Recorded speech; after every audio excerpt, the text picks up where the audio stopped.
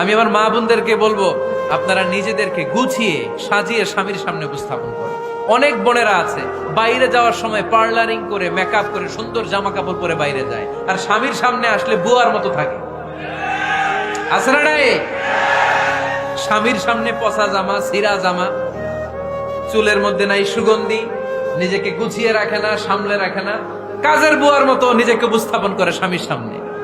আর বাইরে গেলে মেকআপ করে পার্লারিং করে যায়। হওয়া দরকার ছিল উল্টা, বাইরে আপনি সাদা সিধা ভাবে যাবেন, বোরকা দিয়ে নিজেকে ঢেকে যাবেন।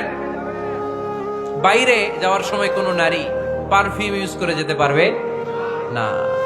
নারীরা যত পারফিউম ইউজ করতে মনে চায় আপনার বেডরুমে, আপনার স্বামীর সামনে, ঠিক কিনা? স্বামীর সামনে পারফিউম ইউজ করেন, নিজেকে উজাড় করে সাজান স্বামীর জন্য। এই প্রতিটা সাজুগুজুতে সওয়াব আছে না নাই? ইসলাম কতটা চেক এন্ড ব্যালেন্স, কতটা ভারসাম্যপূর্ণ জীবন ব্যবস্থা। খবরদার, নারীরা ডিওডোরেন্ট ইউজ করে বাইরে যেতে পারবে, যেটা সে তার আর্মপিটে ইউজ করে, কিন্তু ঝাঁঝালো পারফিউম বোরকার উপর দিয়ে মেরে কোনো নারী বাইরে যেতে পারবে? কথা বলেন। সুনানে নাসাইর হাদিস, আল্লাহর হাবিব বলেন, আইয়ুমা ইমরাআতিন ইস্তা'সারাত নাফসাহা ফামাররাত আলা কওমিন লিয়াজিদু রিহাহা ফাহিয়া জানিয়া।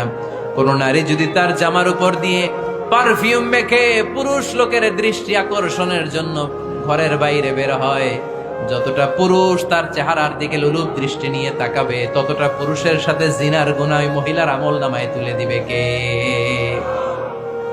পারফিউম মেখে যদি কোনো নারী বের হয় এই উদ্দেশ্যে যে ছেলেরা আমাদের প্রতি আকৃষ্ট হবে, যতটা ছেলে তার দিকে তাকাবে, প্রত্যেকটা ছেলের সাথে জিনার গুনাহ আল্লাহ তাআলা এমনি তার আমলনামায় তুলে দিবে। নাউজুবিল্লাহ পড়েন।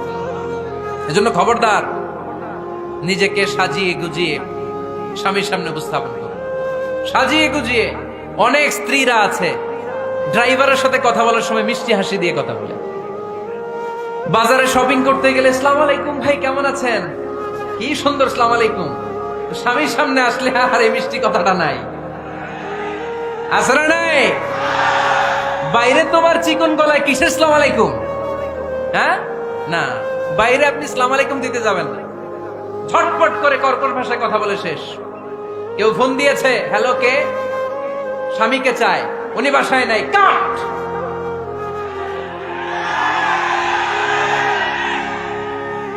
কারে চান? আপনার হাজবেন্ডের নাই, কাট, শেষ করে দিবেন।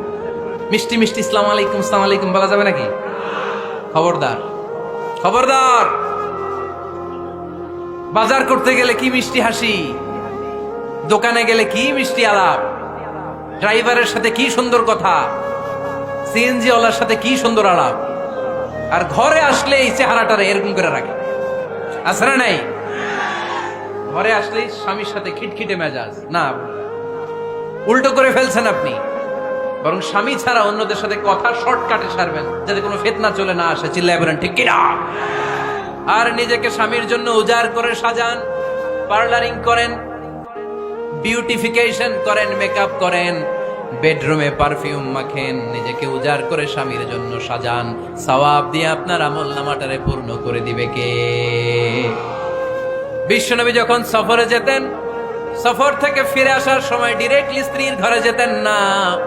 বিশ্বনবী একজনকে ঘরে পাঠিয়ে দিতেন, মদিনার উপকণ্ঠে কিছু সময় অপেক্ষা করতেন, আর বলতেন আজকে আমি আয়েশার ঘরে যাব। আয়েশারে যে বলো আমি এসেছি, কয়েক ঘন্টা পরে আয়েশার ঘরে আমি ঢুকবো। সুবহানাল্লাহ পড়েন। স্ত্রীকে সময় দিতেন, কারণ স্ত্রী হয়তো কাজ করে, ঘর গুছায়, ঘেমে থাকতে পারে, তাকে নিজেকে গুছানোর জন্য সময়ের দরকার আছে না নাই?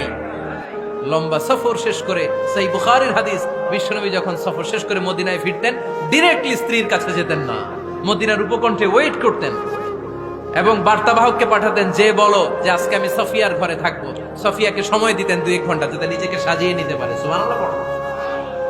এজন্য প্রতিটা স্ত্রীর উচিত, আমার মা বোনেরা যারা আপনার মহিলা প্যান্ডেল থেকে শুনছেন, নিজেকে উজাড় করে স্বামীর জন্য সাজান।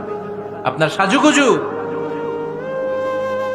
বেগানা পুরুষদের জন্য নয়, যে পুরুষদের সাথে দেখা দেয়া জায়েজ নাই তাদের জন্য নয়, রাস্তার পুরুষের জন্য নয়। আপনার সাজুগুজু, আপনার সৌন্দর্য, আপনার বিউটি সব আল্লাহ তাআলা আপনার স্বামীর জন্য করতে বলেছে। চিল্লায় বলেন ঠিক কিনা? 10 নাম্বার দায়িত্ব, স্বামীর ক্যাপাসিটির বাইরে না যাওয়া।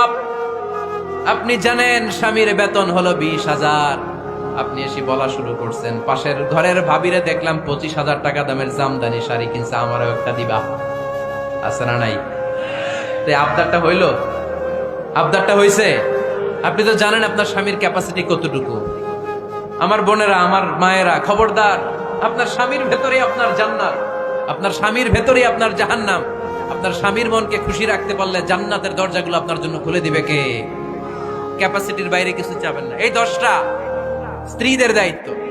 এই 10টা পয়েন্ট যদি কোনো স্ত্রী স্বামীর জন্য এইভাবে স্যাক্রিফাইস করে করে এইভাবে আঞ্জাম দিতে পারে, এই স্ত্রীদের জন্য জান্নাতের দরজাকে খোলা রেখেছে কে? আওয়াজ করে বলতে হবে, খোলা রেখে দিয়েছেন কে?